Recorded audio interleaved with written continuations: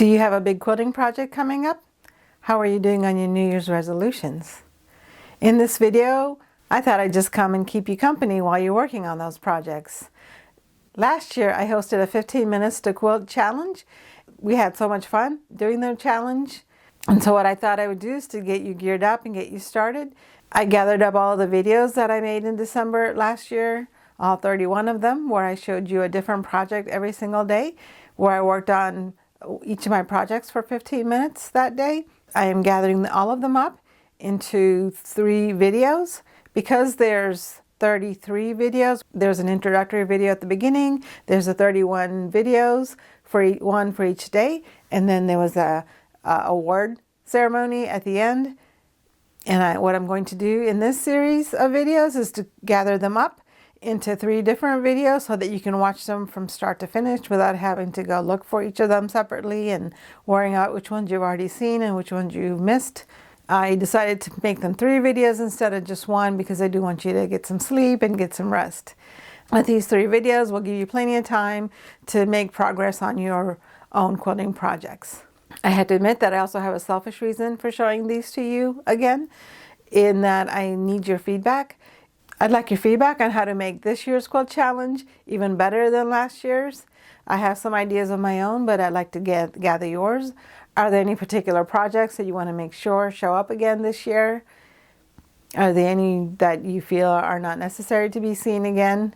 Either way is fine. I'm really excited to host the challenge again this year, and I'd love to get your feedback on how to make the 2024 15 Minutes to Quilt challenge even better than last year's challenge. You don't have to watch these 3 videos in any order because there was a different project in every single day of the 31 days. I hope you enjoy sewing along with me in this compilation and hope that you'll join me in December for the 15 Minutes to Quilt Challenge 2024.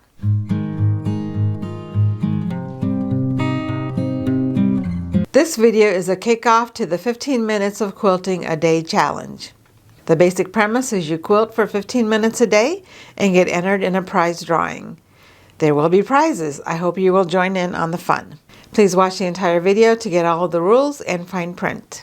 For the last few years, I've been sewing 15 minutes every single day. Almost every day, I make some kind of progress on a quilt that I'm making. It's a great way to give myself something to look forward to every day, that every day I'm going to have something pleasurable to do. No matter what kind of day I'm having, I still have something fun to do. And no matter how busy I am, I still get to make a little bit of progress. Even if it's just a little tiny bit, I get to make progress on my quilts. In the month of December, I hope you come and sew along with me, and I will show you how much progress I can make in 15 minutes. I thought it'd be fun for you if I introduced to you all of the quilts that I have in the works. Lucky for you and for me, there are a lot of works in progress that I have, so you should be able to see a nice variety of quilts that are in various stages of the quilting process. There are some things I just want to tell you before we get started, is that 15 minutes of your time is going to be very magnified. If you make a mistake and have to rip out the seam, you may feel like your entire 15 minutes has been wasted. Depending on the error, you may even be farther behind than when you started. To help you with that, I recommend that you make sure you take your time and work methodically and deliberately. Don't try to rush through to try to get as much done as possible in 15 minutes. Work deliberately and attentively so you don't make that kind of mistake. Sometimes your progress may just feel especially slow, especially if it's the first time you brought out the project.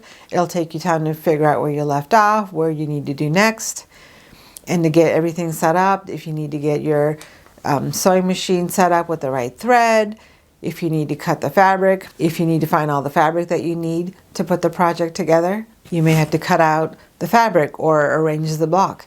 Put the right color thread in the sewing machine and wind the bobbin. All this prep work may feel like you didn't get anything done, but really it sets you up for success for your next sewing session.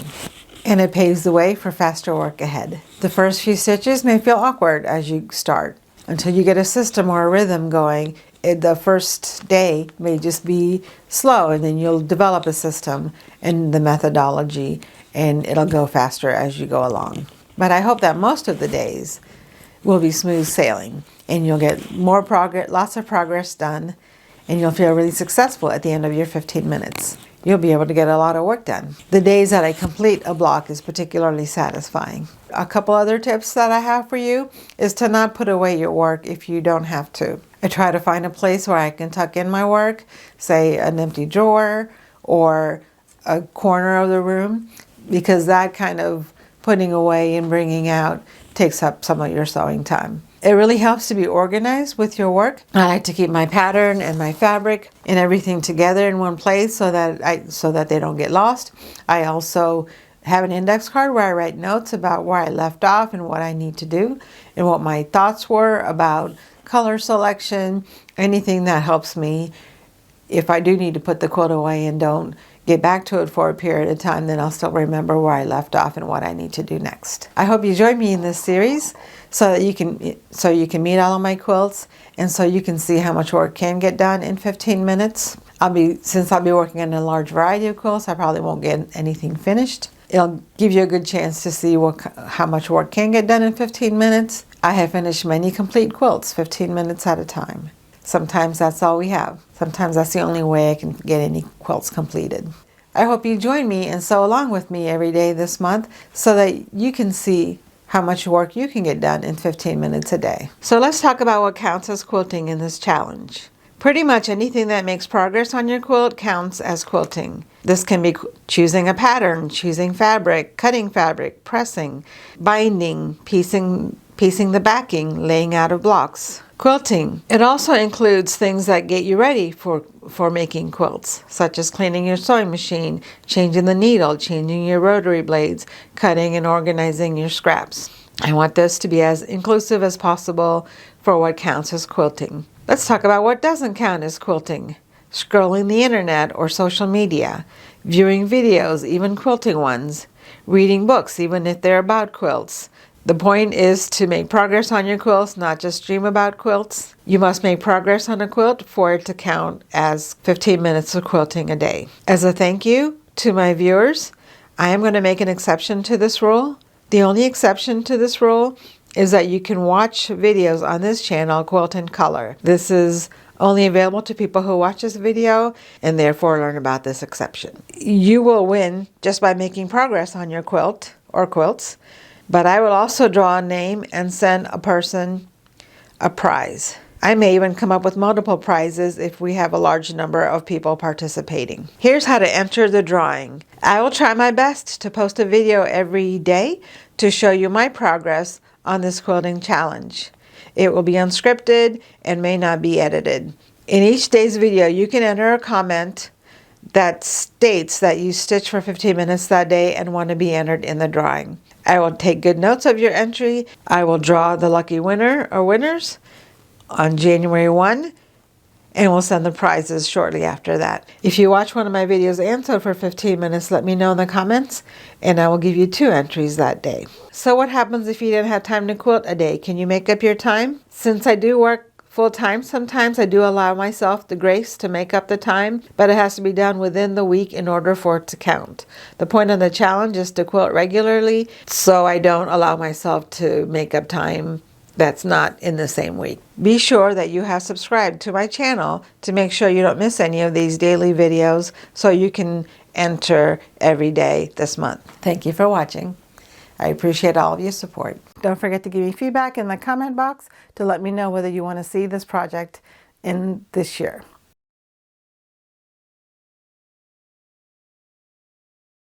I'll share with you earlier my philosophy about quilting for 15 minutes every single day.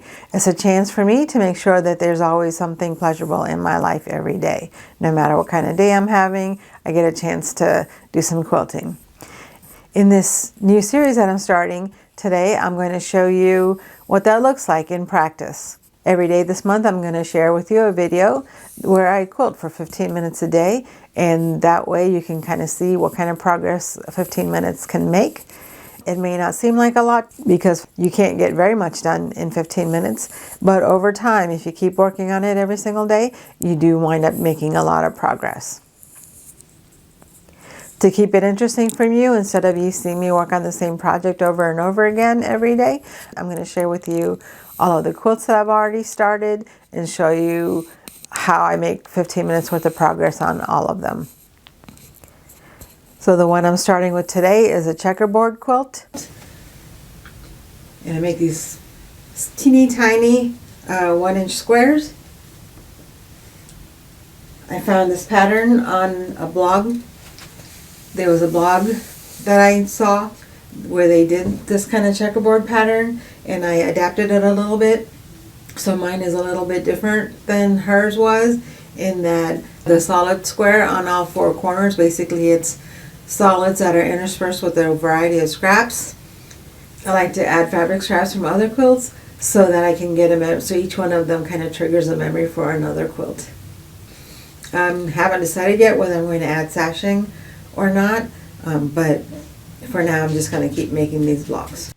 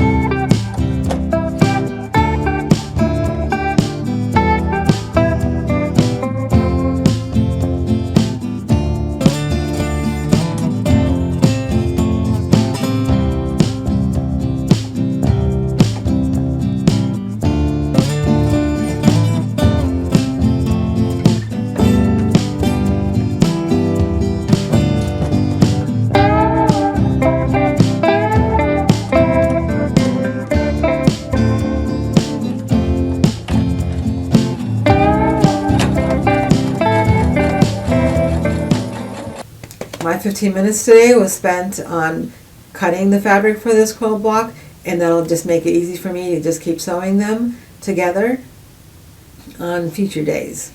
It felt a little awkward to me to work on camera because it's the first time I worked on these blocks in a while, and I didn't have a system going yet. But if you keep working on the same quilt over and over again every day, you end up getting a good system going, and then it's pretty easy to just pick up from where you left off and keep working on it ongoing. I have some blog friends who make quilts like this, and they make a lot of them. Instead of making the whole quilt at a time, their practice is to make one or a few blocks every single month, and over time they add up to make a whole quilt. I've made 8 of these blocks so far. I'll just keep making more of these blocks from time to time until I get tired of them, and then I'll put them into a quilt. This video is part of a series of videos that I'm making that show you how much work that I can accomplish in 15 minutes. I hope that you subscribe to my channel and sew along with me so that you too can get 15 minutes worth of sewing every day. There won't be any prizes in this series of videos in the 2023 15 Minutes to Quilt Challenge. But there definitely will be prizes in the 2024 15 Minutes to Quilt Challenge, and I do hope that you'll join me in December for that challenge. Be sure that you subscribe so you don't miss it.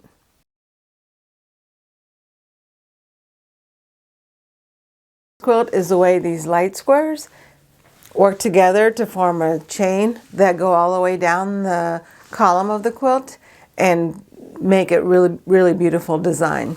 I was getting tired of working with 1.5 inch strips because I have so many scraps. I thought that if I cut blocks that were bigger, then I would be able to get more of the scraps used up. I'm not going to talk in this video because there's really not that much more to say besides that. It's just a scrap quilt and it's a great pattern. So sit back, enjoy, stitch with me. Don't forget to enter for the prize drawing. Make sure you leave a comment to let me know what quilt you're working on today and how much progress you are able to make in 15 minutes. This is a really fun way to use up all of the scraps from the different projects that I've been working on, and it serves as a great leader ender. I like to chain piece when I'm quilting so I can make sure that there's always something that is underneath the needle of the sewing machine. What I used to do in the past was to just take the next fabric, just to rotate the same block around and around so that there's always something under the needle.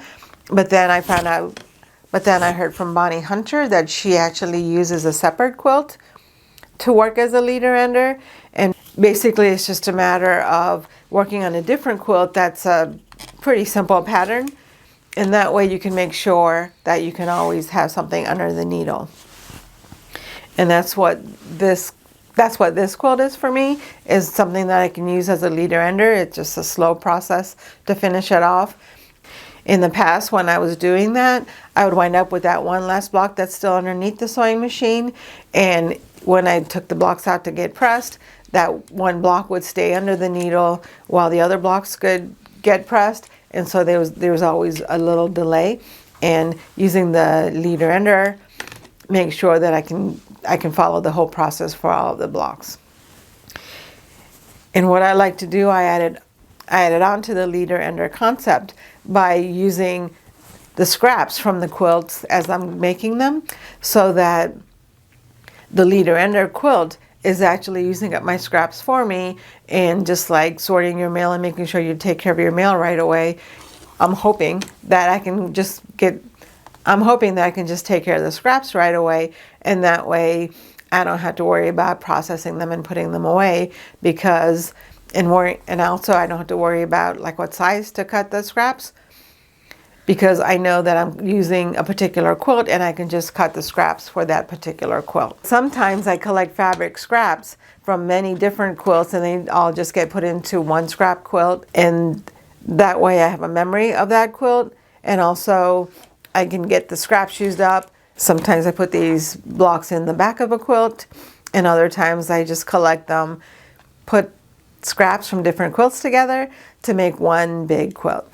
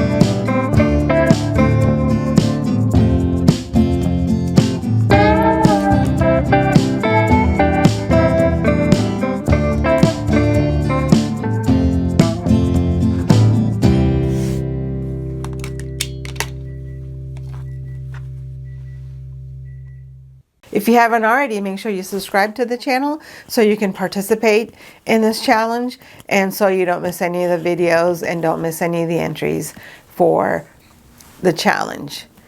Each day that you sew with me, you get another entry in the drawing. Make sure you stick around and follow me every day. Thank you for watching. I really appreciate all of your support, and I'll see you again tomorrow. Make sure you leave a comment to let me know whether you want to see this project again this year.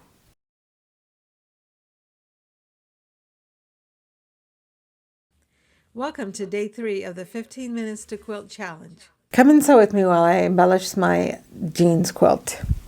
This is a quilt that I started a long time ago, maybe late 80s, early 90s.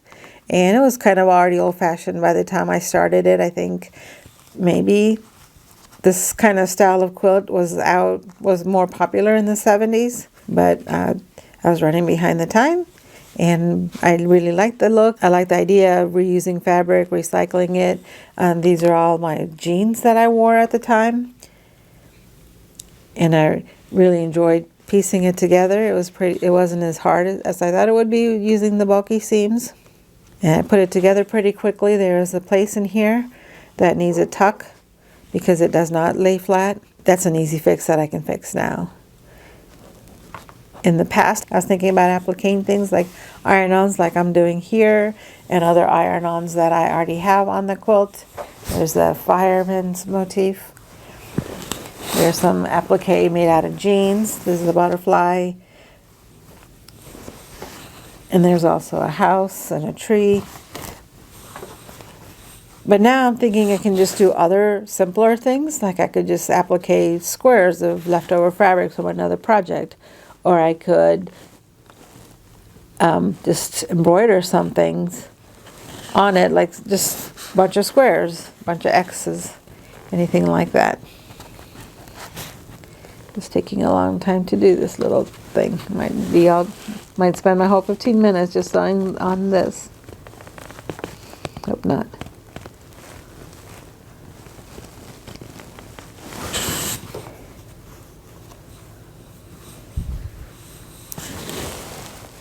The fact that I'm using my left hand for part of this is slowing me down a little bit, but this is a slow stitching project and there's no point in rushing it. It's better to take my time and do it right the first time. Oh, lost the thread. I'm going to abandon the yellow for the minute and then just add some running stitches or add some other kind of embellishment with the blue thread, with the blue embroidery floss.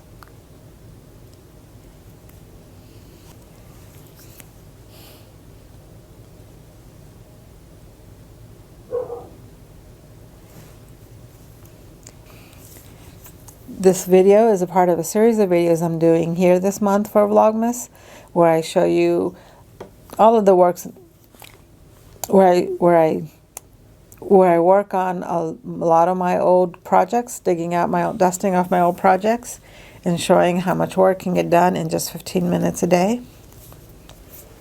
I thought that it would just be nice to be able to show you some progress. You'll get a chance for my old projects to come out of the... It'll be a chance to get some of my old projects out in the sunshine and let them move ahead a little bit. Because to me, all of my projects are like standing in a line. And sometimes there's a lot of other projects that wind up getting in front of the line. And then projects like this one just stagnate and they have to stay in the cedar chest forever. But if I can, as I move each quilt keeps coming up farther into the line. But if I can make project, so it is kind of coming forward. Every project that I work on moves all of the other quilts for a little bit farther ahead in the line. But unfortunately for this quilt, there's a lot of quilts that wound up getting cutting the line and getting even farther ahead, and so this one just doesn't seem to ever get too far ahead. It's always been close to the end of the line. And I thought that if I could move it to the front today and let it make a little progress, it'll feel a little bit better. I'll feel a little bit better about it.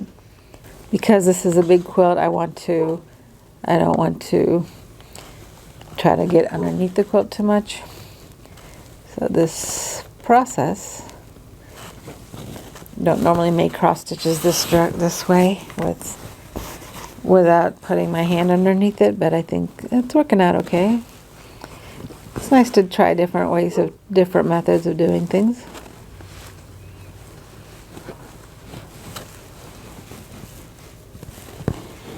So far, I don't think I got anything caught underneath it, so I think it's good. There we go. I can get my hand underneath now. These wonky stitches may look bad at the beginning, but I think that I like to make it up in volume. So the more wonky stitches there are, the more deliberate it looks. And I think it looks better over time as you keep going and as the intention of the quilt becomes more clear. I know that one time when I made my first improv quilt with the stars that didn't always have sharp corners, I had to keep telling everybody that I saw, hey, this one is deliberately this way. And now I think they're used to it and they know that sometimes that's how my quilts turn out. I deliberately make them wonky. Some of them are deliberately wonky, other times they're accidental, and nobody really knows which way I'm trying. Sometimes it's kind of nice that people don't know what my intention was until I make a bunch of them, and the more mistakes if there's a lot of mistakes, I know it's intentional, and if there's only one or two, maybe it wasn't so intentional, or maybe it was. You never know. This is a lot of fun. It's very relaxing and calming to be able to work on this quilt. Not really worried about running out of the blue thread because I have a big box of embroidery floss that I received as a gift from somebody who was clearing out their parents' house, and I really loved receiving the gift, and it's an honor to me to be able to use up their supplies in the manner that the original person who had them meant to use it. Okay, my thread just got out of the needle, so maybe it is time to switch to a different color. Let me see what time it is. I like to use up the leftover strings before I work on the next one. Not sure it was a good idea to put the cross stitch right on top of the bear's head, but maybe once I put more around as I add more, I guess it won't look like a stick coming out of the bear's head. Just gonna tuck the knot underneath. Since the applique is loose right now, it's a good way to use it up. Since the applique hasn't been added to the quilt yet completely,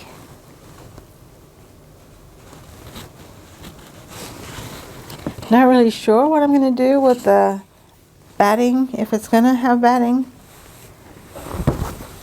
Might be too thick for batting. Maybe I can put a fleece underneath it or something else. It's a quilt now until I make that decision, and then it might wind up being something else. I think there are people who still call things that don't have batting in it as applique. Lost my train of thought there. It's alright, keeping it. It's one way to make sure it looks deliberate is by leaving everything in there. And you can make the stitches as big or as small as you want. And even though this color is very close to the color of the jeans, I think it still adds a nice touch, and it gives a bonus to people who take the time to look at the quilt closely.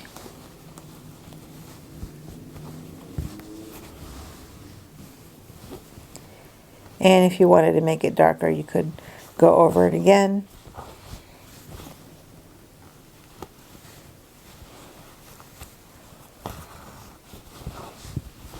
Or if you still had thread left over, you could just weave it through, which I think I might do actually, even though there's not enough to go all the way around.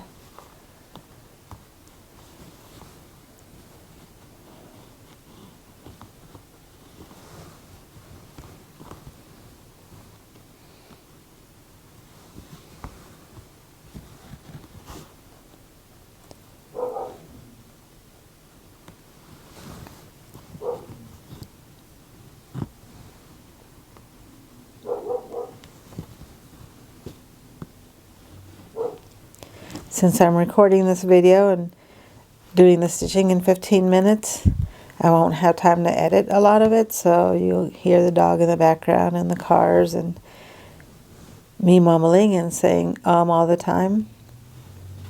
I hope you forgive me for all of that.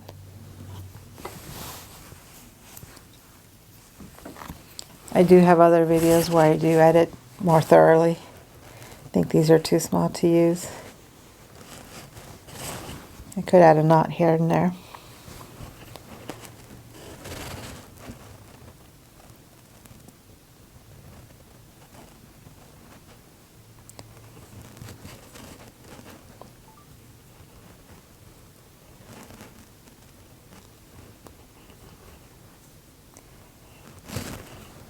I think I'm out of memory.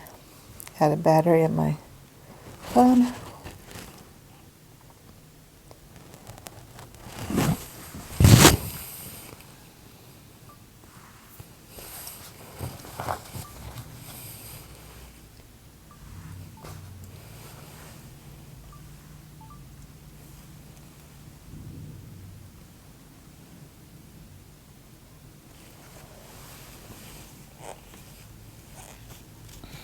Maybe it's problematic because it's using up too much memory.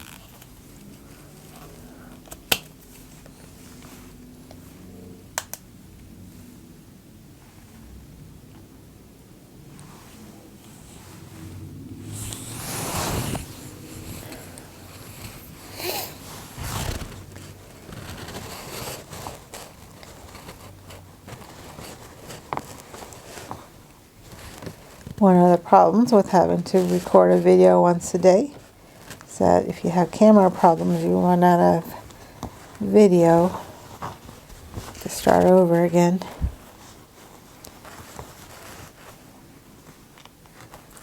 I think most of the video was on camera though.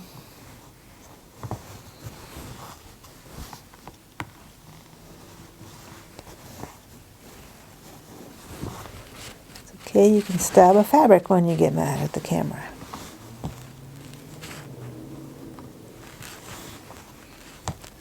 Come back down to a nice calm mindset.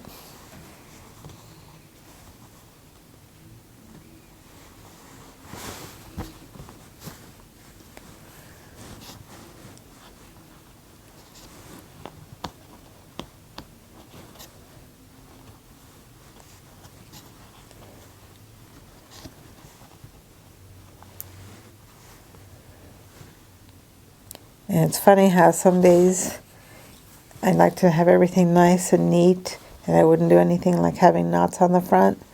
But today, I just feel like doing that. So this is a casual quilt, and I like working on casual quilts like this, where you can pretty much just go with the flow, and no matter what you do, even if you put the knots on the front, it's fine. because it's your quilt and you can do whatever you want. And the more interesting things you do on the quilt, the more interesting the quilt becomes.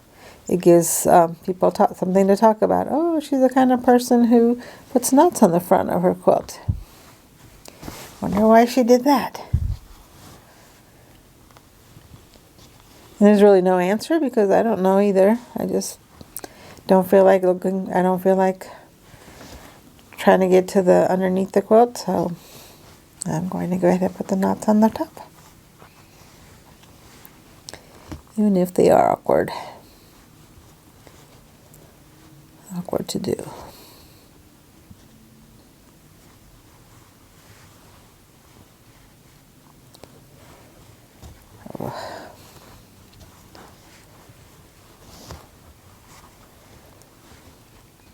Sometimes things are easy, and other times they just are hard.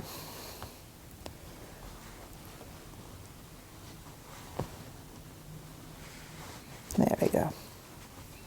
I think I'm going to leave them loose like this. Well, my 15 minutes are up. So this was a fun little 15-minute session, and I can go on about my day and do some housework or some errands, do some laundry. And it's nice that no matter what, I have 15 minutes that I can just relax and spend time decompressing and just enjoying my stitching and making a little bit of progress on this quilt. And even though it doesn't feel like a lot, I know that this is more than I would have gotten done if I hadn't taken this 15 minutes. This quilt would still be, without this 15 minutes a day challenge, this quilt would still be sitting in the cedar chest. And now at least it's got 15 minutes more done. Now it's got a little bit more done. It's a little bit farther ahead. Moved it just a teeny tiny bit ahead in line. And this bear now is secure in here, and I'll never lose it. Are you joining me for the 15 Minutes to Quilt Challenge? Let me know in the comments below what you're working on and how much you got done. I'll enter your name in the drawing. I'm going to pick a winner on January 1.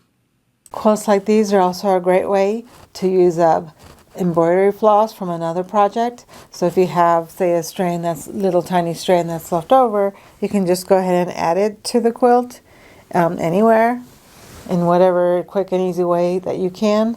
And then you'll have the thread out of your way without having to throw it away. It's been a lot of fun digging out all of my old projects that I haven't worked on in a long time. And I hope you'll join me tomorrow where I'll be working on yet another project. Thank you for watching. Come back. I'll see you tomorrow. How's your progress on your quilting project?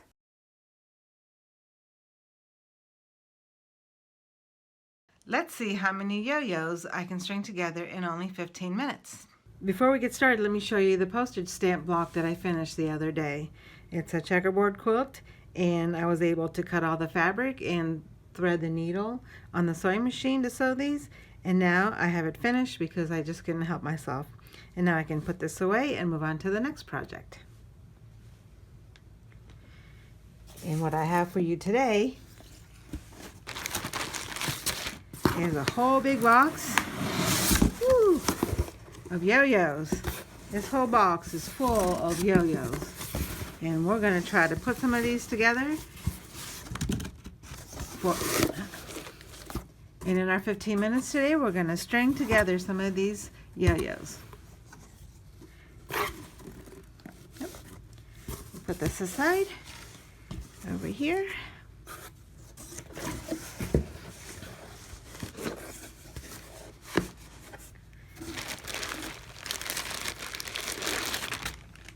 And what I'm basically attempting to do, I'll just grab one of these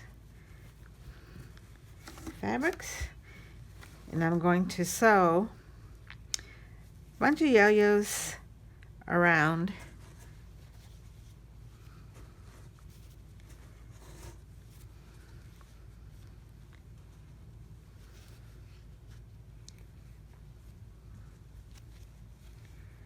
see if the colors make sense to me.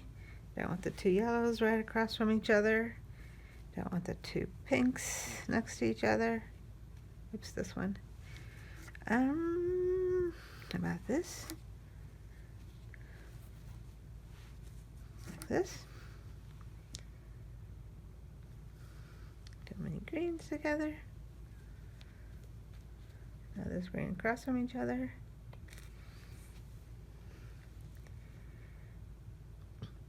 Actually, I think it's going to look fine no matter how it's arranged, but I think this is close enough. And of course you can't see it all.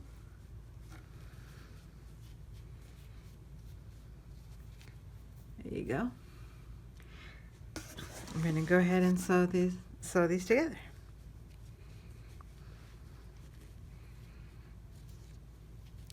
Usually the arranging of the blocks is part of the 15 minutes, but I want to show you some progress on putting them together.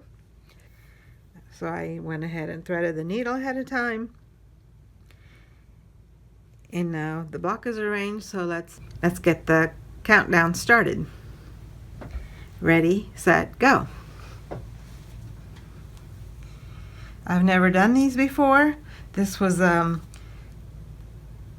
quilt that I saw when I went to New Orleans. There was a museum that had these yo-yos, a yo-yo quilt, and I really liked it. It was all cream colored. It was all muslin yo-yos put together in this layout, and what I decided to do was to make it with 30s fabrics. So these are all 30s fabrics and reproductions.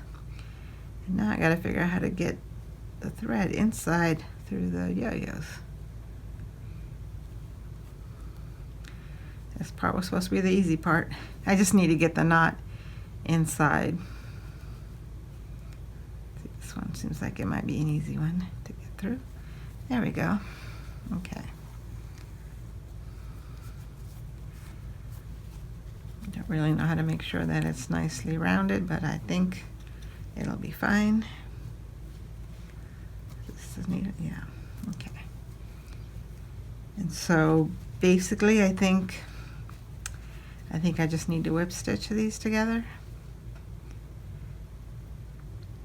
Now my inclination is to do a lot of whip stitches, but I think that usually they just do a few.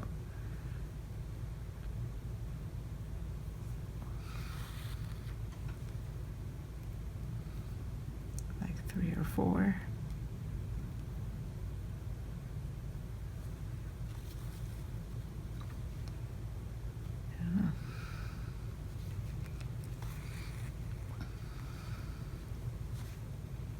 That's secure enough, so you can kind of see the whip stitches a little bit, but not too much.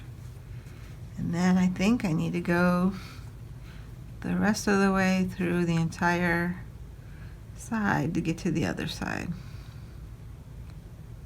I don't know how to get to the other side. I thought this would be easier to go through this than I thought. Okay, let's puff this out a little bit.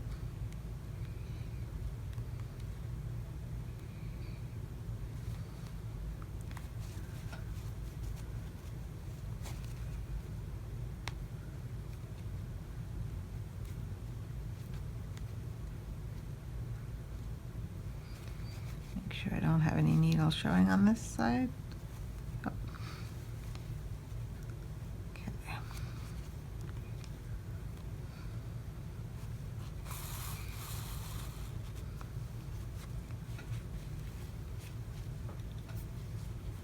I think that looks okay. And then we're going to have to do this other side.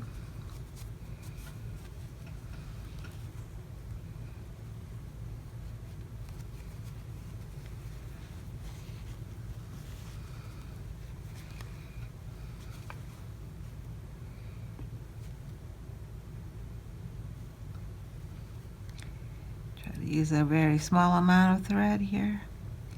One of the things that I've learned about this 15 minutes at a time is that, you know, may feel like you need to rush everything to get as much done as possible in 15 minutes, but if you take your time, you can still do it right and have a project that you're happy with at the end. There'll be less unstitching if you think it through and figure it out. The first time you start a project, it takes a little bit longer because you have to figure out what you're going to do and come up with the process, get a system going. And then once you have the system going, then it gets faster over time.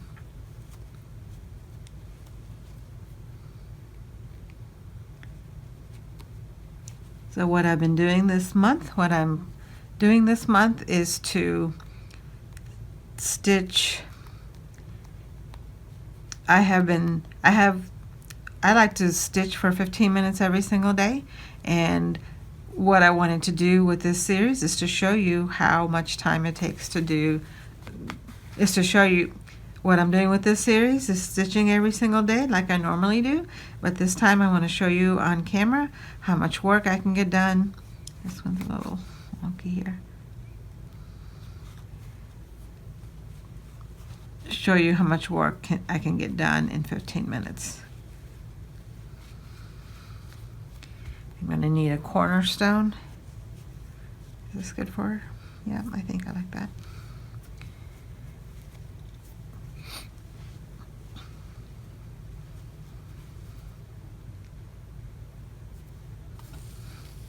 And you'll find that even though 15 minutes worth is not going to get you very much work done, it's still going to give you a lot more than you might think, and it gives you a head start on, it does give you a chance to make progress every single day. It gives you especially if you take your time, you can get the satisfaction of having been able to do some quilting every day. It gives you the satisfaction of being able to work on a quilt every single day. And I want to go that direction now. Sometimes it takes 15 minutes to just set up the quilt. Other times it takes 15 minutes just to start sewing some blocks together or just cutting. But I have been able to finish complete quilts in only 15 minutes at a time when I only have 15 minutes. When you have a full-time job, it's hard to get a lot of time to sew. But if you're patient with yourself and not allow yourself just some time to work on it every day, then you manage to do it. And if you skip a day here and there, it's not that big a deal. You can make it up on the weekend, or you don't have to make it. The quilt will wait for you. You don't have to make up the time, but it is nice to be able to have some progress, and better for your blood pressure and better for you, your mental health, to be able to do something every day. There's a little needle showing here, so I want to try to get this out a little bit.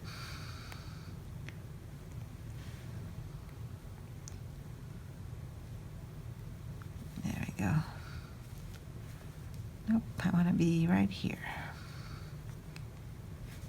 Ouch.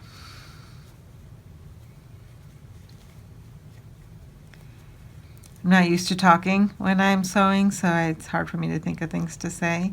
But the museum that we went to in New Orleans, I went for work, and it was really nice because it was a medical museum, and they showed all sorts of contraptions on all sorts of medical things. They had medical potions and birthing chair, things like that.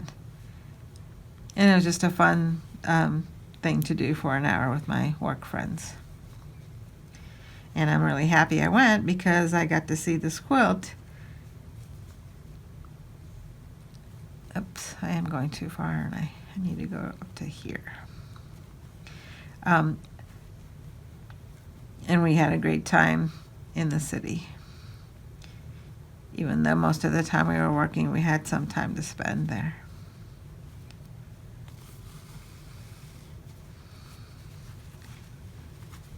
So this is going to go like this, and then from here I'm going to sew this together.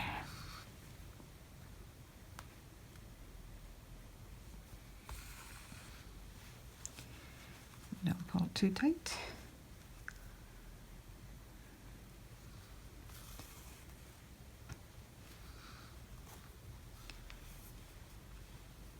So for this quilt, I did think about sewing it to this base first, like to sew the yo-yos to the base and then attach them together, but or at least go from here to here, like from here to here and then back up and then back down, back up. But I think that might get too confusing to try to do that on camera. So I think either way will be fine. Okay, so 3 of those. And then I need to run the thread all the way through. This is the fun part.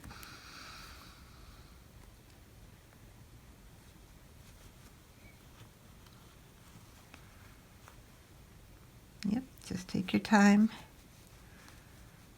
Handwork is especially good to do in 15 minutes because you don't even have to be home. You can do it when you're out and about. If you have someplace you have to wait,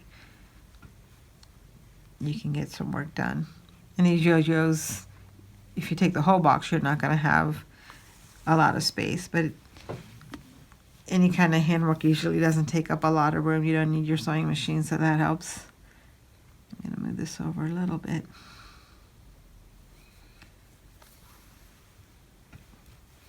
I'm using quilting thread because I think it'll be easier to thread and also it'll be easier to thread the needle and also be easy. I think it'll be easier to thread the needle and it'll be stronger thread. I've never made a yo-yo quilt before, so I'm kind of worried about the strength of it. But this one is a two-sided quilt. I guess I don't know if you can call it a quilt, but yo-yo coverlet. There's no batting, so I don't think it's considered a quilt exactly, but I think it's close enough to quilting to count in my book. My definition of quilting is pretty loose. And I'm going to go straight through, hopefully without seeing the needle on the other side.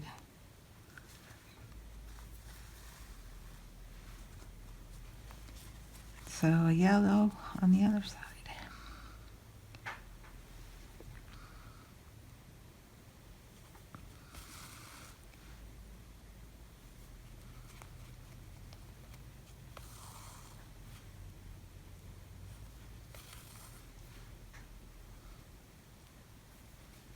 And then I'm going to need another cornerstone.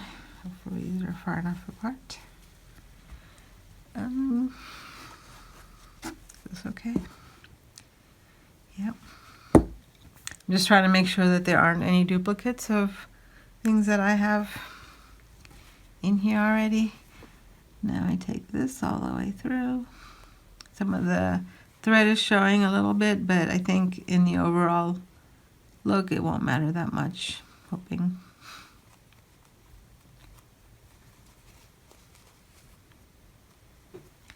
It's more about the texture of the yo-yos, I think, than the little tiny stitches.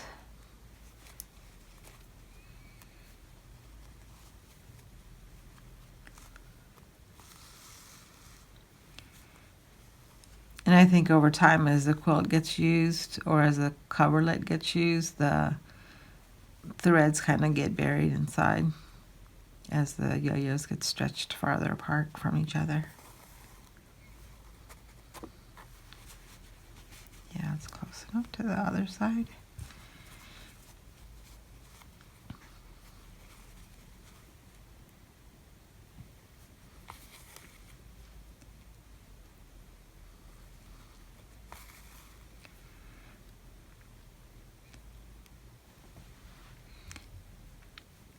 One of the things about working on handwork is it's very relaxing and calming, and it's hard to have energy to explain this, to talk loudly enough for the video,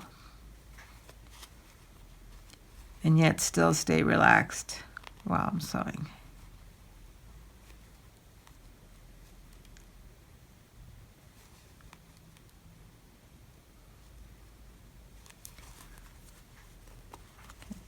this up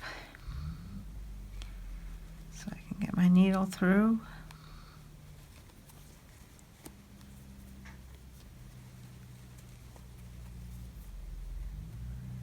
You know, and I'll go to this corner over here. Oh.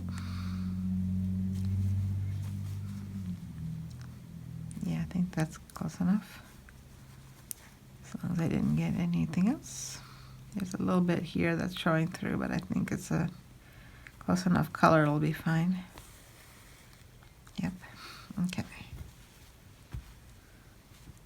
This is the same on both sides. I think most of them have different fabrics on each side so that it'll look different on each side. But this must have been one of the first ones that I made where I use the same fabric on both sides. Okay, so I'll sew these together.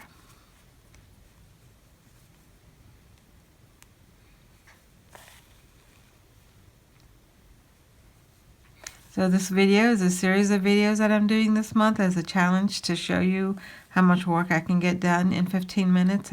I'm doing a variety of different kinds of projects with cutting and piecing and pressing and trimming, all of that, sandwiching, putting blocks together, as many different types of projects as I can. But I wanted to, this one is one of my projects that I do want to make some more headway on. So I thought I would show it to you, and I think it's a really pretty project that's worth looking at. And when I'm finished, you'll have a nice reveal video that will show you a lot more of the progress pictures.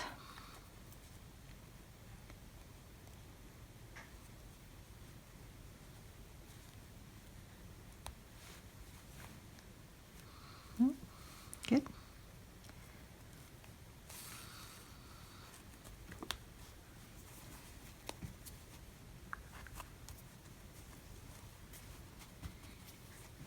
Oh, is it getting stuck? There we go.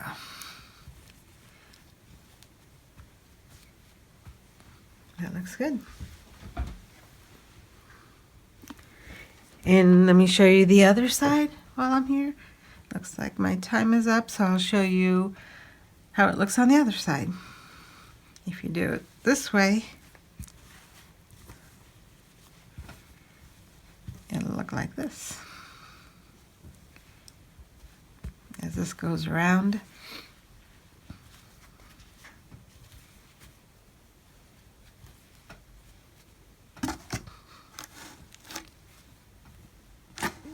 We already used that one. So this one is showing a little thread, but I can try to tuck that in later. And here's some variety of the other fabric that I'm using. Okay, so how many did I do? I did 1, 2, 3, 4, 5, 6, 7, 8, 9. So I can attach 9 yo-yos in 15 minutes. And I hope you'll join me tomorrow where I'll be working on yet another project. Thank you for watching. Please subscribe to the channel if you haven't already done so that you won't miss tomorrow's 15 minutes. Have a great day.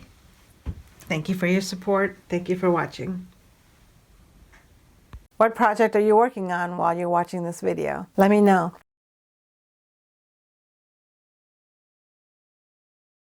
Welcome to day 5 of the 15 Minutes to Quilt Challenge. Today I'm working on the Dots and Dashes quilt. Now you may wonder why I'm showing you the postage stamp block instead, but basically the Dots and Dashes quilt uses leftovers from this quilt.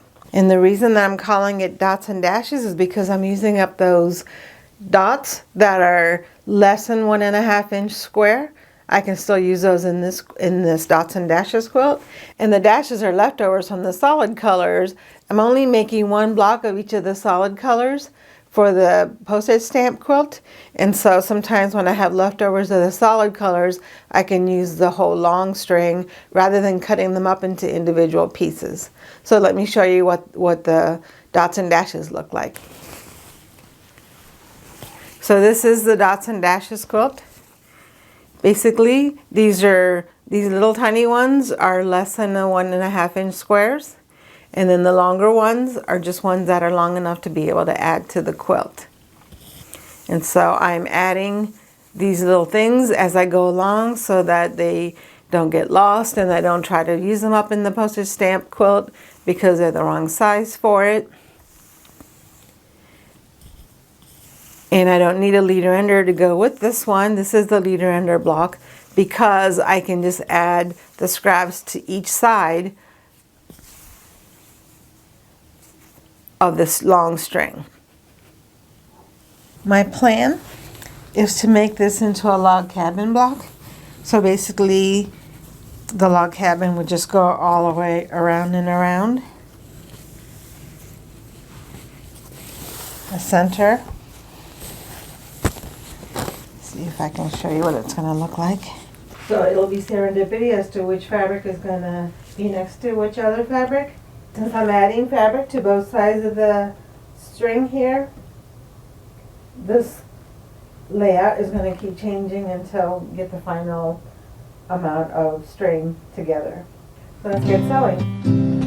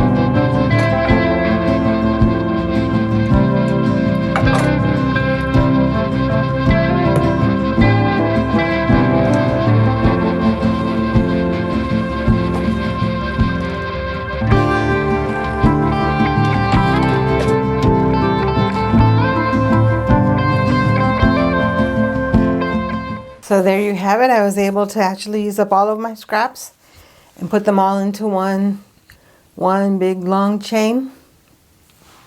This is wonderful. I'll make sure that I don't use up the scraps that are the wrong size to try to put them into the postage stamp quilt. And this is really easy to do, even though the chain is very long. I'm only dealing with the both of the ends, and so the fact that the chain is long doesn't get in the way. But I might start cutting it up and starting the log cabin just to get it started. I think it looks beautiful. This video is part of a series of videos that I'm doing this month, where I'm showing you all of the unfinished projects that I have, and I invite you to sew along with me. I'm going to be giving away a prize. I'm having a lot of fun choosing the prizes for this challenge, and I hope you'll join in. Just let me know in the comments below what you're working on today and how much you got done in your 15 minutes to sew. Thank you for watching. Thank you for your support. I'll see you tomorrow. What projects are you working on while you're watching this video?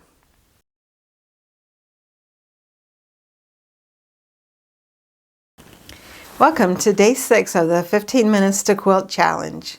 I hope you'll sew along with me and enter your name in the drawing by leaving in the comments what quilt you're working on today and how much you got done in your 15 minutes. Today I'm working on my Life of Plenty quilt.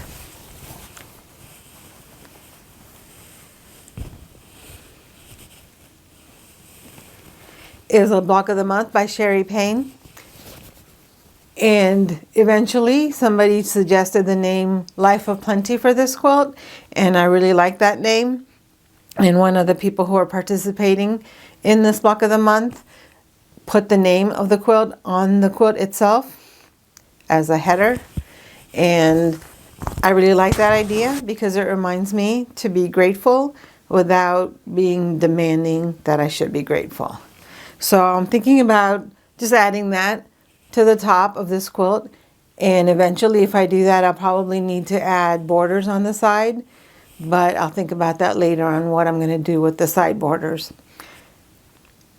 So today I guess I just need to get started on the applique for the top border. All of the applique on this is hand stitch, it's needle turn, and so I'll be doing a needle turn applique also for the title. It's going to be hard for me to find a pattern with the right size of the letters for a title like this, and so I'm just going to go on my computer and see if I can find a way to create my own template for the letters. So come join me at the computer.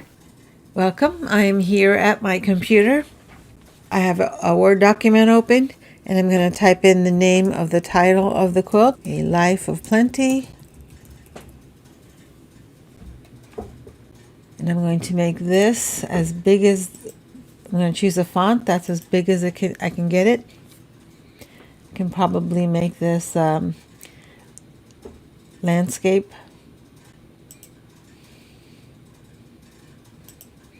Orientation, so it comes out to be nice and big. Choose a font that's pretty big. I tried some already here. I have this Masses, which I kind of like. It's pretty plain though. I thought I'd like something a little bit extra. Tried the elephant. The elephant one has really tiny lines sometimes, and I think that'll be hard to needle turn applique. This one, I like this one too, but it also has tiny lines. That will be hard to needle turn.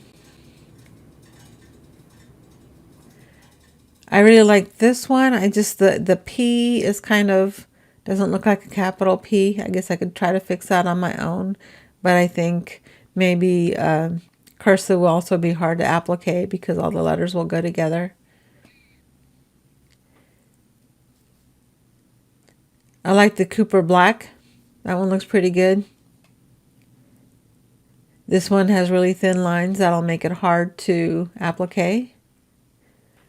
I like this one. It's pretty plain. I think for a quilt I want it to be just a little bit, it has a little bit more. Show Card Gothic is pretty good too.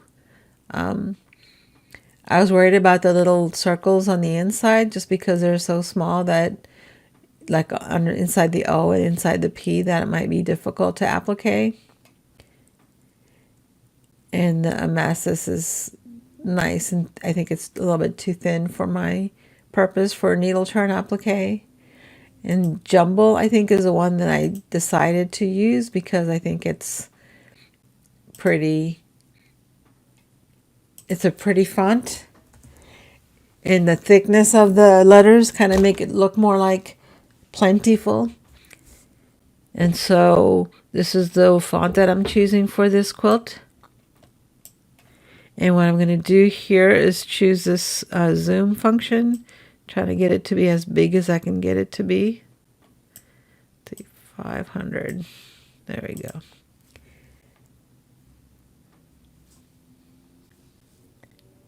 I think that looks pretty good. I'm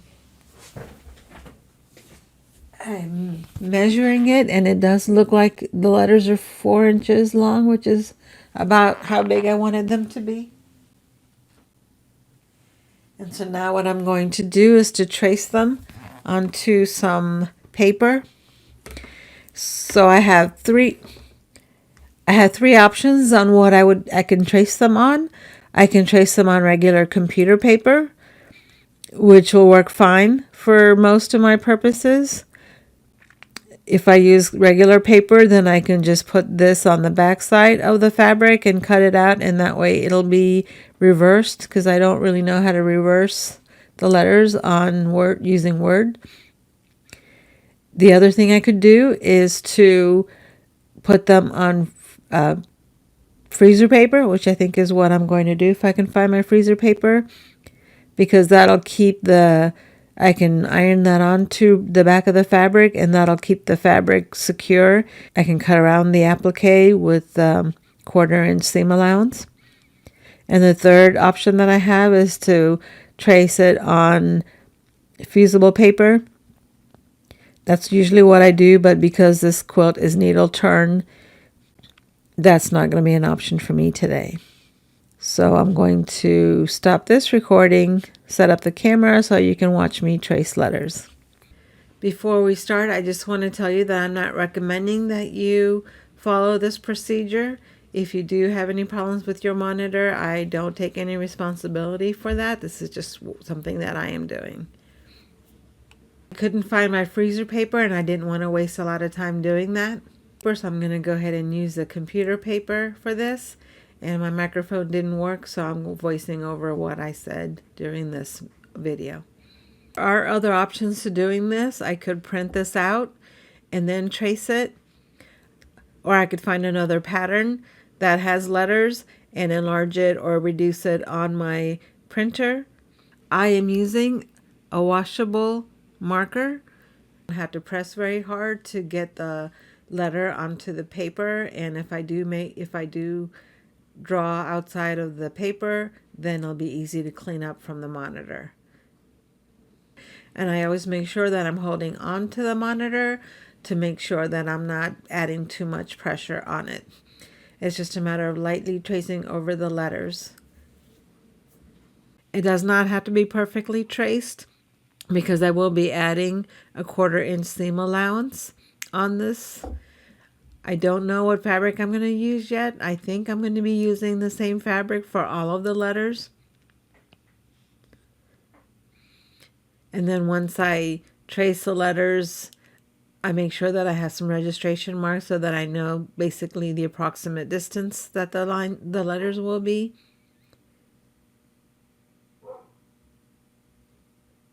And but for now, I'm just going to trace them the way that they are on the paper, on the computer right now. I'm going to trace them the way they are on the monitor right now.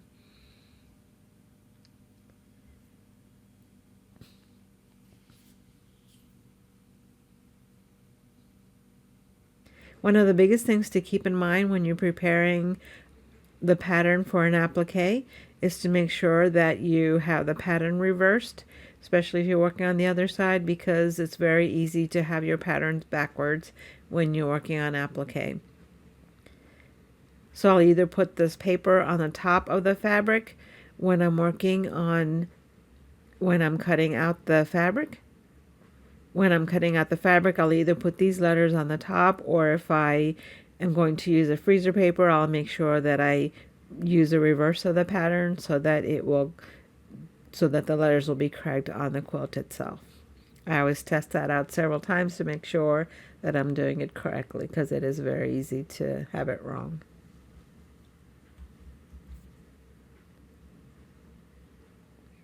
But sometimes it's kind of fun if you do have it wrong, especially if you had just like one letter or two that you deliberately make backwards. It just adds a cute, whimsical look. Instead of appliquing the letters, I could also embroider some letters on there or do some piece lettering, but I really like the idea of the applique because I think that fits better with the mood of the quilt. I'm having a hard time scrolling on this monitor because I don't have my mouse pad with me, and also because usually my monitor is on the other side of the computer. This is a different setup for me. I moved the computers into the sewing room so that I could, because that's where the camera is.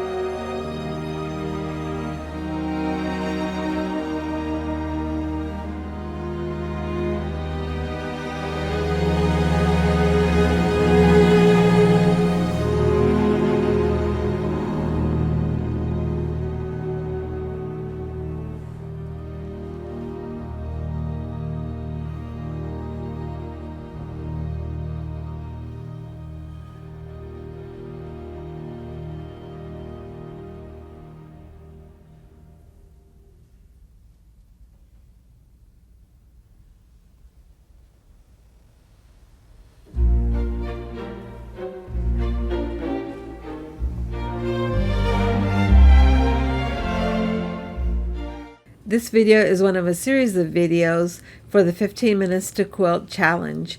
I am showing you each of my projects that I'm working on. I'm working on a different project every day.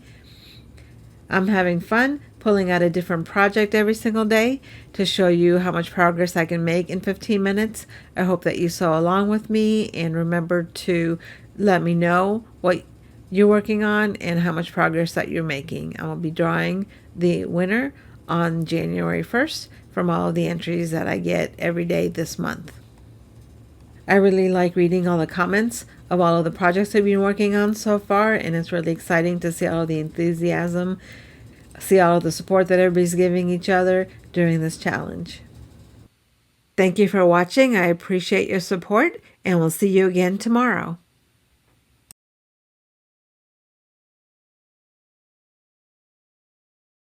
Hello, welcome to day 7 of the 15 Minutes to Quilt Challenge.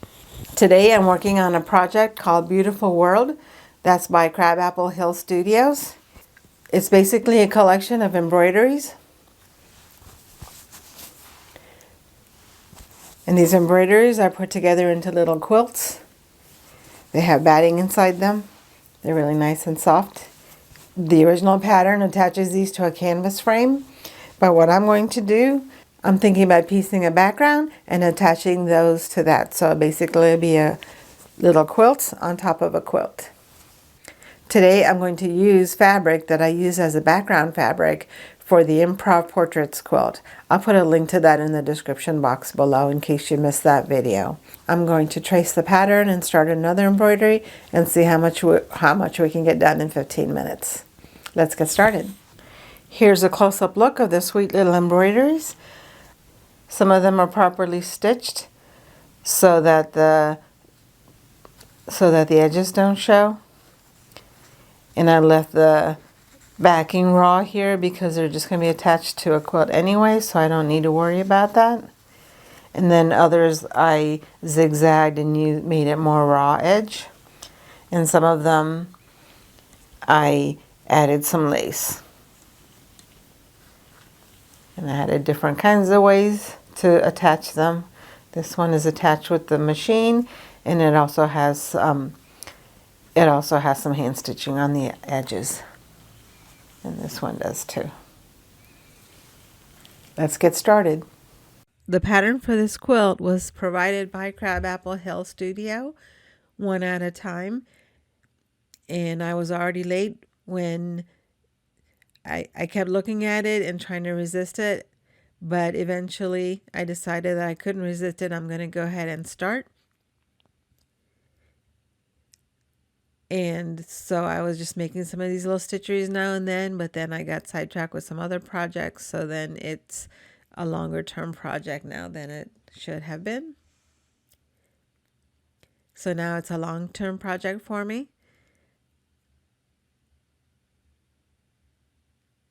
I'm going to use this brown embroidery floss. This is a voiceover, so I'm not going to be able to match all of the things that are happening on my screen. It's been a while since I've done any embroidery.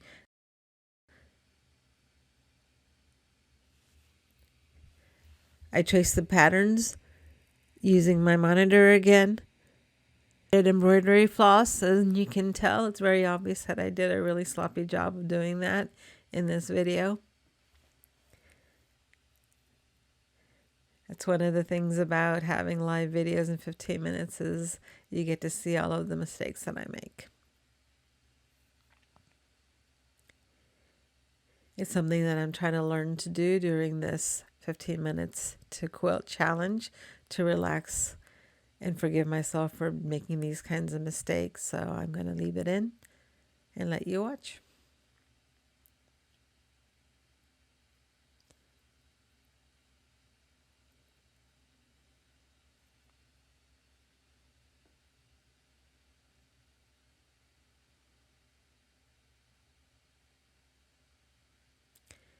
I do know how to do it, and eventually I've done it in the past before where it did make more sense, but now I think I'm just going to give up and just cut it with the scissors. I don't need that much floss anyway.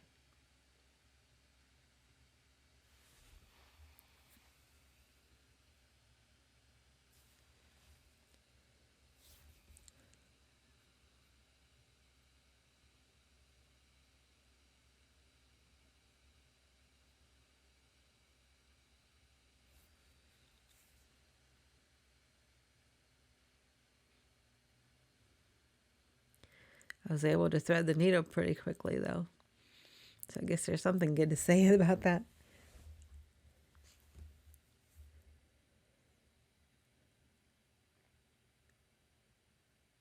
There was a knot at the end of the thread, which I'm going to leave and just cut off the end there.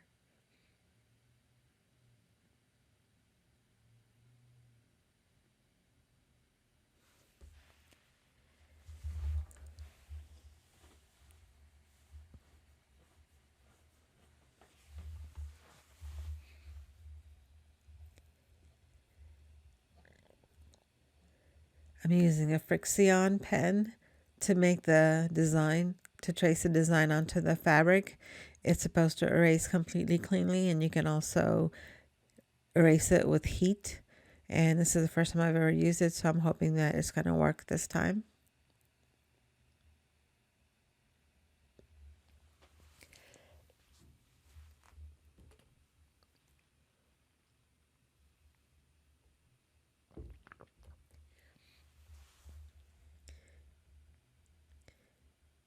I'm going to leave the bottom half for a different color.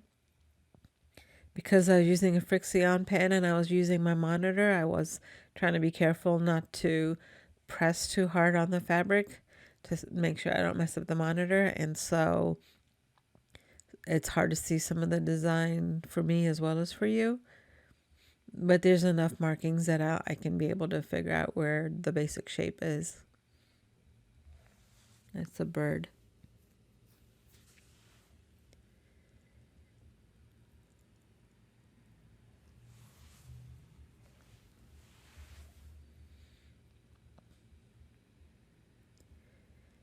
The pattern that I'm making is a bird shape that's on top of a branch, and the branch is supposed to be made with the fly stitch.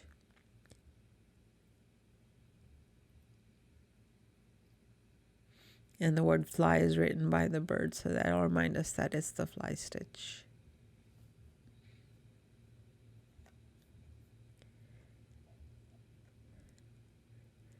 I'm using the back stitch here to make this bird, to outline the bird, and it's working pretty well.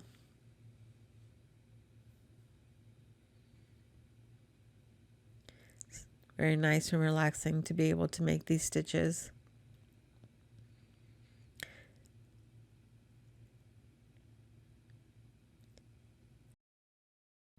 I've made a list of all of my projects that are not finished. I have about 35 of them. I have about 35 of them. So I'm sure to have something to show you every day, although some of them are quilt tops are already finished and I'm not going to be sandwiching that many quilts. But we'll figure out what we're going to do at that time, when we come to that.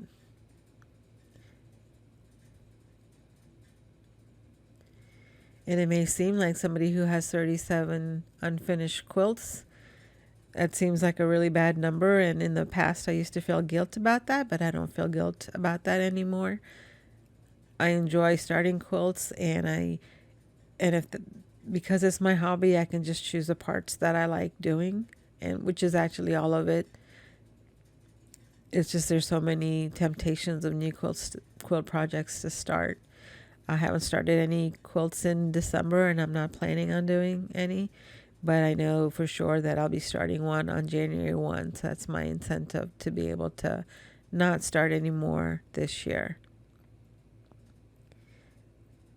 I have finished a lot of quilts in my lifetime. I've finished more than 135, so I do have more than 80% of the quilts that I have started, I have finished, and I've never abandoned any of my quilts, except for some that I only made a block or two just to test it out, and I didn't make any more, so I don't really count those as abandoned projects. They were just starts, and I might even go back and do more of those as well. But I'm not counting them on the list because I don't think I got far enough ahead to even count them as real projects.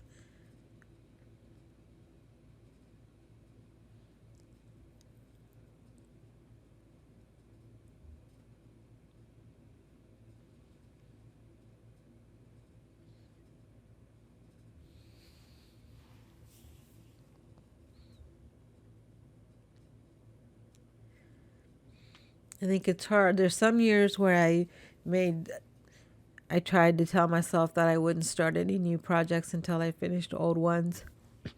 And I felt some guilt about having so many unfinished projects. But in the end, it's all about, enjoying the process and enjoying what you do. And there really isn't any point in having guilt about things that are not finished as long as you're working on them and do what you like. It's part of the hobby.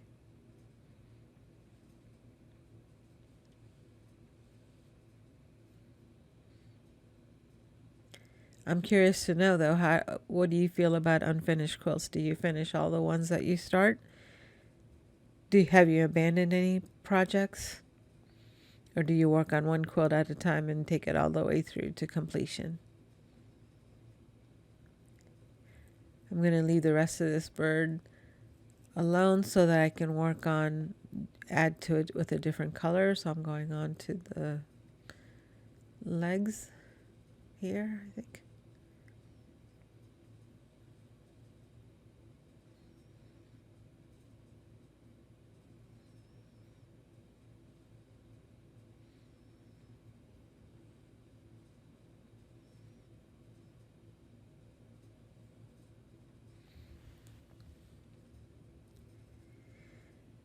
The pattern had specific colors to use, but I don't feel like going. The pattern had specific colors to use, but I like to choose my own colors and just pick out from whatever's convenient for me. I'm not really very choosy about what colors that I use as long as it's the right general color.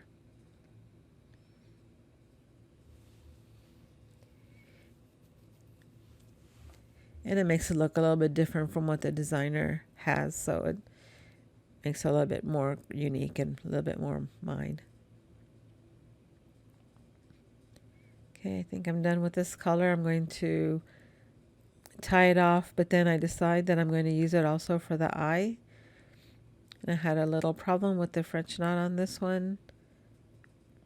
It's just going to be one stitch to make it really tiny because it's a small amount of space, but there's a problem, so I wound up just making it a straight stitch.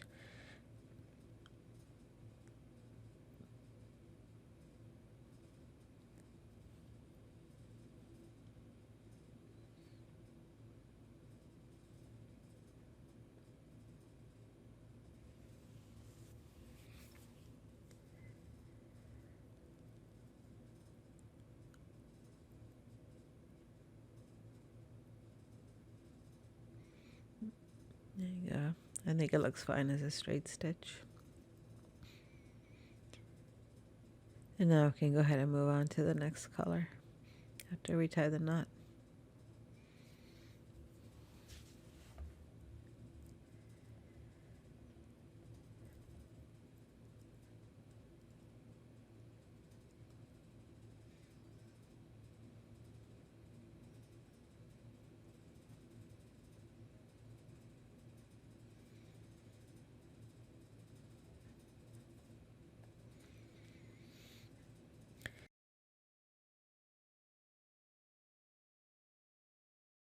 Here's my list of quilts that I have started, and you can see there's 37 of them, but one of them is about cutting scraps and one of them is about cleaning the machine, so there's 35 in general.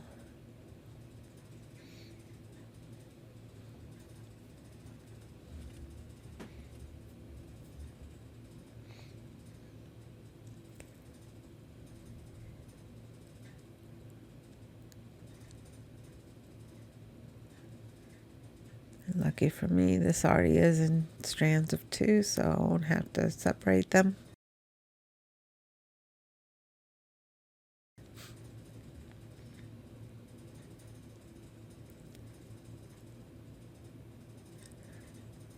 Oh, actually, it's strand of 3, so I am separating one out, and it came out pretty easily.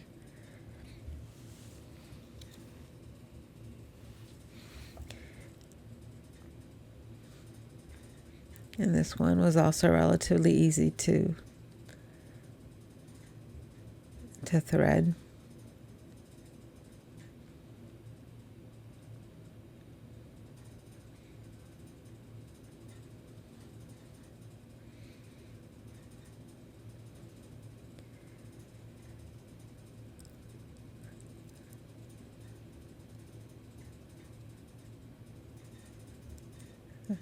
harder than I thought it was.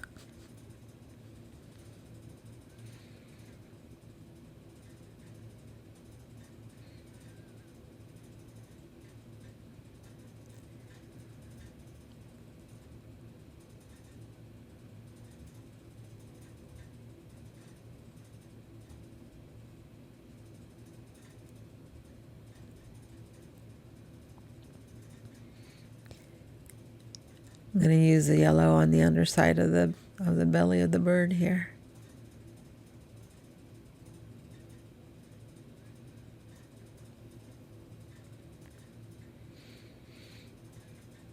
And then I can use a fabric marker, or I'm going to use a fabric marker to add a little bit more color to the belly, which is what the designer had planned. And since I have a lot of yellow floss left, I'm going to go ahead and add another feather. I'm going to add a wing to the bird using the same fabric. I'm going to add a wing to the bird using the same floss, even though it's not very bright color. I think it's close on. I think it'll look good when you're looking at the bird close up.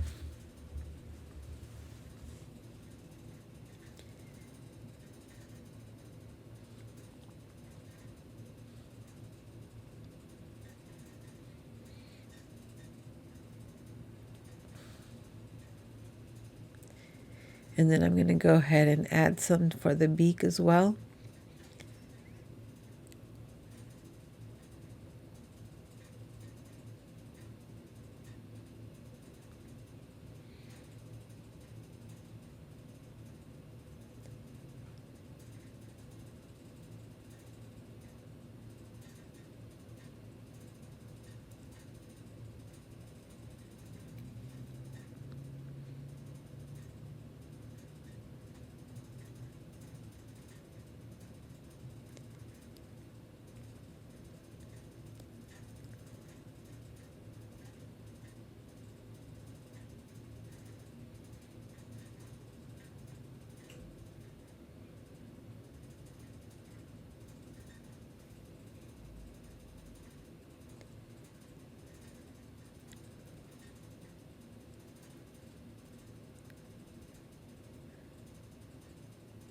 My time is coming to a close, so I'm not going to be able to use another thread, but I'm going to be adding a branch to this, and the branch will have a fly stitch, and the words fly will be next to it on the bottom there.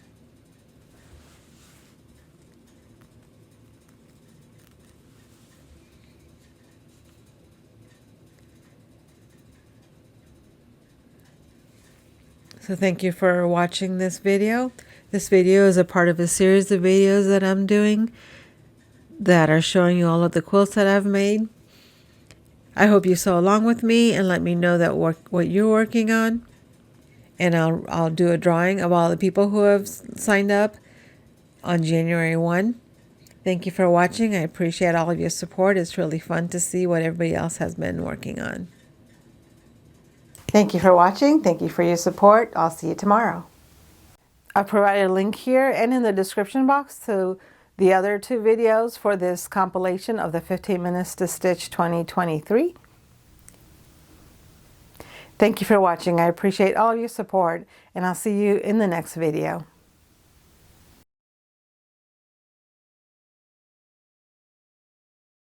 Hello, welcome to day 8 of the 15 Minutes to Quilt Challenge. Today I'm going to be working on my Olympics quilt. And this is it. You get to watch me wrestle with this in my domestic sewing machine. I've quilted most of the body of this quilt, and I just need to quilt the borders, the blue border and also the outside black border, and then I'll be able to finally get this quilt bound and finished.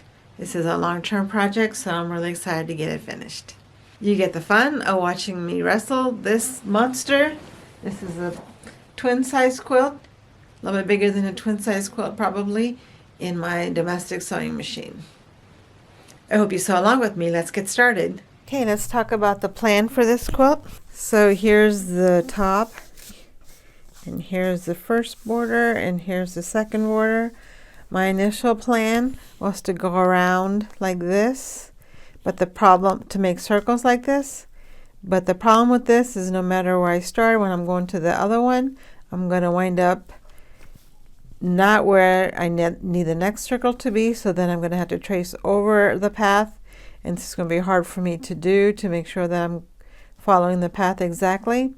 I thought about using a thread that matches the black, but that's going to make it even harder for me to trace correctly. And then the other thought that I had was, okay, let's think of a different plan. Maybe I can do this. And then when I'm done with this row, I can go back here and finish out the circle.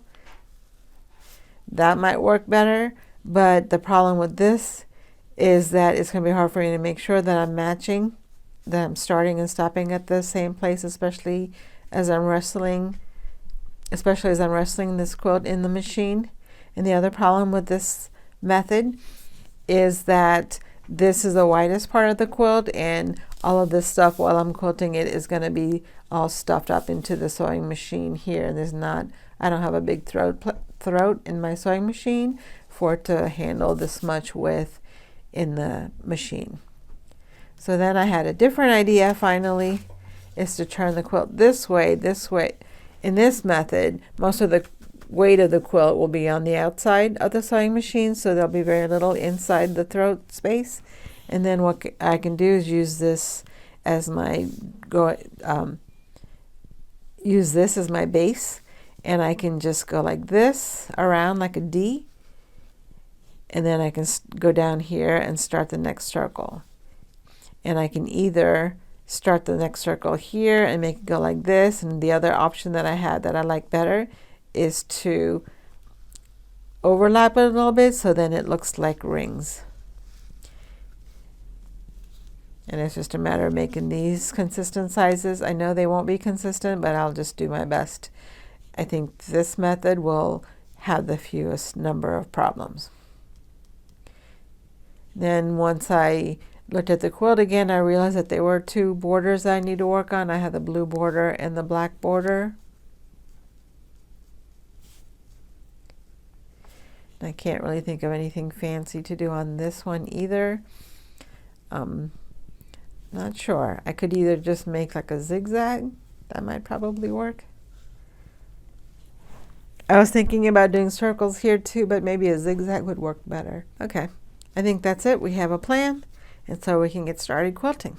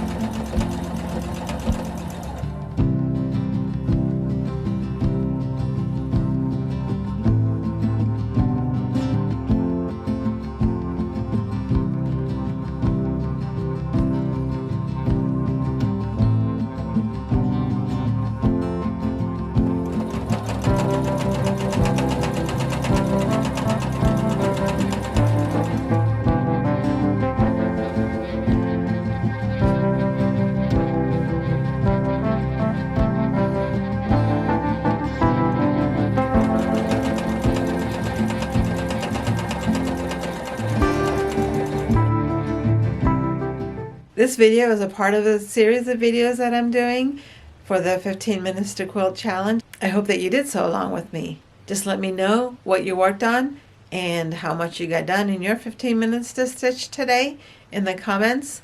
And on January 1, I'll draw a prize winner from all of the entries that I received. Thank you for watching. I appreciate all of your support, and I'll see you tomorrow.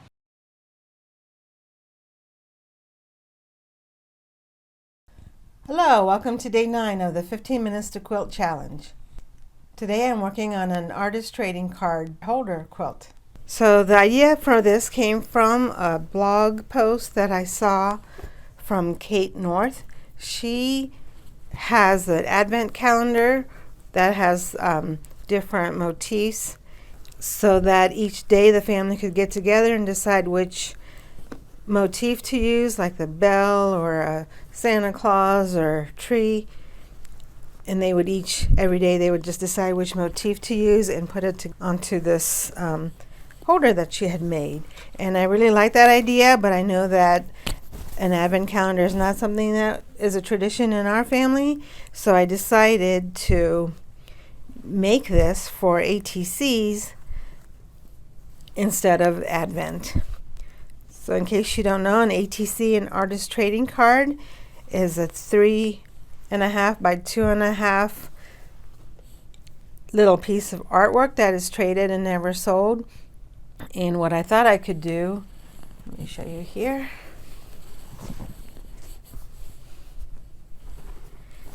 This is what what mine will look like.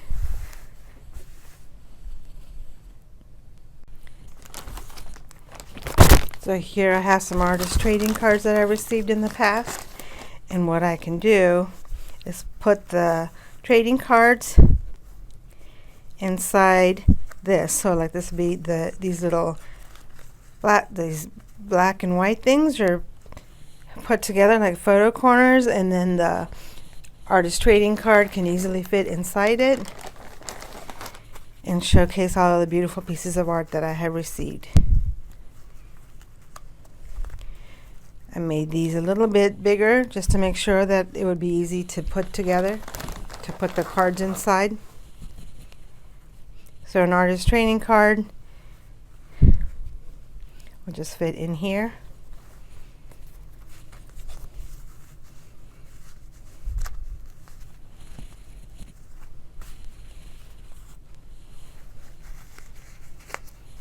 Like that. And maybe when I'm done putting this together, we can have a trading card trade so that I can fill this up more completely. Let me show you some of the other ones that I received. Just so you can see what they can look like. These don't have to be made out of fabric. They can actually just be made with paper or any other kind of art, but most of the ones that I have are made out of fabric. Oops, you can't see this one.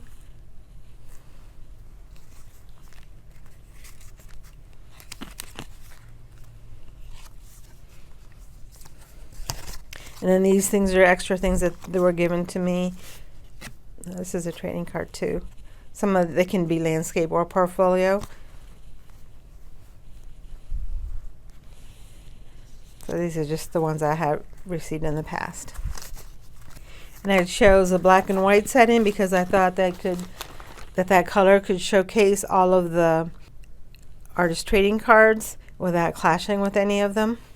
Other options for using this would be I could put quotations on the little cards and showcase those that way, or maybe family birthdays, anything like that.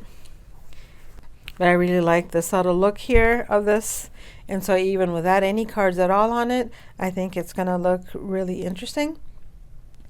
So let's see what we have in the box in terms of how far I've gotten in making these. I have several sashing strips put together. I also wanted to show you how I was cutting the sashing. So I went ahead and stripped pieces, that way I can just cut them. I can subcut them into the proper sizes, so I don't have to sew each of these pieces individually. I have stacks of these centers. And so and I also have a bunch of black fabric cut together. Some of them have been pressed. So what I was able to do in the past is I would put these triangles into the corner properly, like this. And then I could go ahead and add the sashing. I could go ahead and just add the sashing at the same time. And that way, and sew down this way. And that way these are in place and I only have to sew once. Here's one that's done already. You can see how these have been sewn at the same time.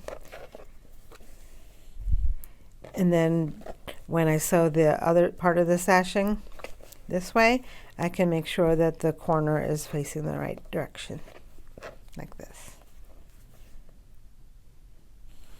I'll add some sashing and I'll add just a couple of the triangles so you can see the whole process. Okay, so let me get together all the ones that I have, and then we'll see you at the sewing machine.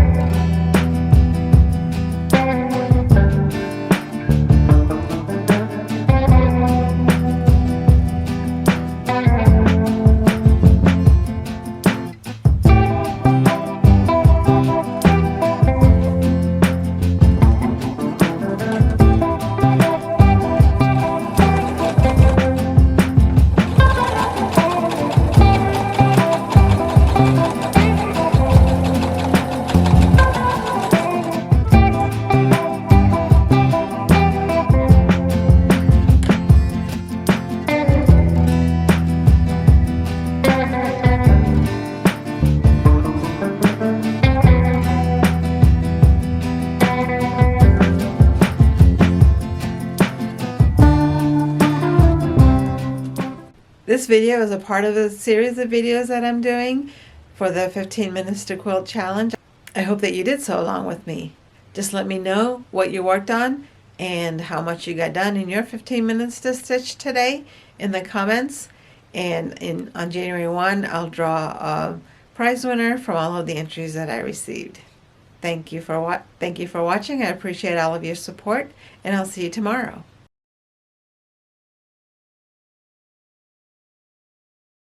Hello, welcome to day 10 of the 15 Minutes to Quilt Challenge. Can you believe it's day 10 already? Today I'm working on a quilt that I'm calling Sunshine in Winter. I have my notes here. So basically it's called Sunlight in Winter because I'm starting out with a whole bunch of fat quarters and other fabric that is yellow, and I'm coordinating that with white. So this is a yellow and white quilt.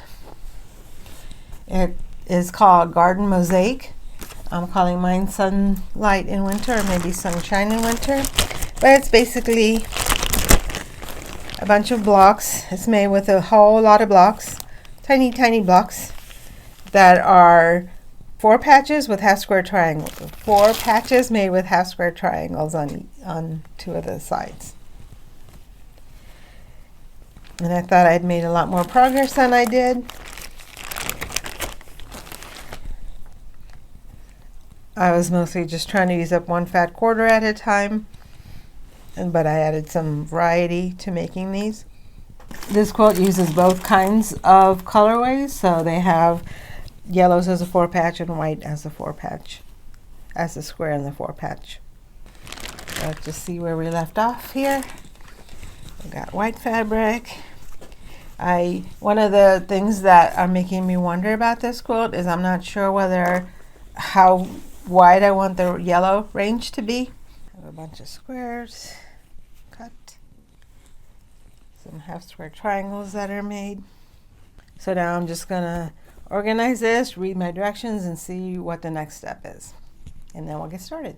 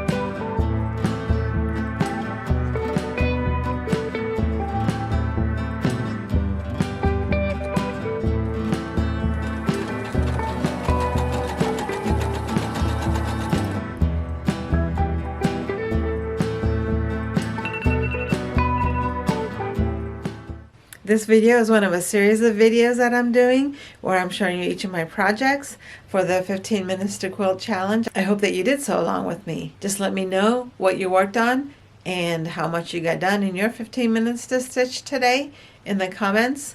And on January 1, I'll draw a prize winner from all of the entries that I received. Thank you for watching. I appreciate all of your support, and I'll see you tomorrow. There won't be any prizes in this series of videos in the 2023 15 minutes to quilt challenge, but there definitely will be prizes in the 2024 15 minutes to quilt challenge, and I do hope that you'll join me in December for that challenge. Be sure that you subscribe so you don't miss it. Thank you for watching. I appreciate all of your support, and I'll see you in the next video.